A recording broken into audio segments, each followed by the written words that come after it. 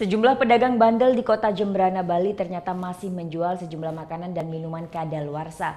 Ini terbukti setelah puluhan kotak susu dan minuman kadaluarsa diamankan petugas Diskoperindak Kabupaten Jembrana dalam sidak makanan yang digelar pada Rabu siang. Sejumlah toko dan minimarket di Kabupaten Jembrana, Bali ternyata tidak pernah kapok menjual sejumlah makanan dan minuman yang kadaluarsa.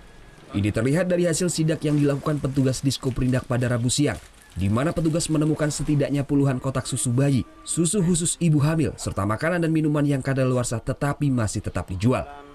Alhasil sejumlah makanan kadaluarsa ini pun diamankan petugas Diskoperindak Kabupaten Jembrana. Puluhan makanan dan minuman kadaluarsa ini diamankan dari 4 toko penjualan makanan. Sementara itu sejumlah pedagang yang terkena sidak dilakukan pembinaan agar tidak lagi menjual makanan dan minuman yang kadaluarsa dikarenakan sangat membahayakan kesehatan masyarakat. Untuk perlindungan konsumen. Jadi kami di Dinas Koperindak memiliki salah satu fungsi yaitu melakukan perlindungan terhadap konsumen.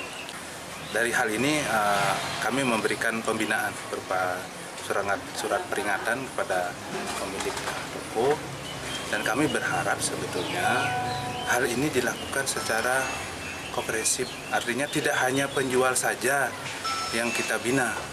Jadi pendistribusi dalam hal ini para supplier juga kita mau surati.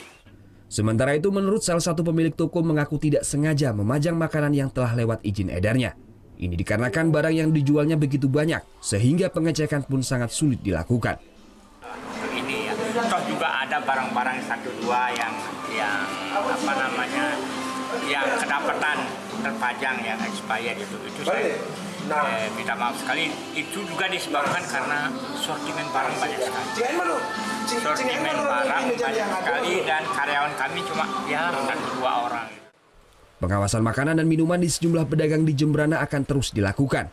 Ini dilakukan petugas untuk memberikan keamanan para konsumen menjelang Hari Raya Kuningan. Temuan barang-barang tersebut akan didata dan selanjutnya dilaporkan ke Bipom Denpasar. Putu Wijana melaporkan untuk NET.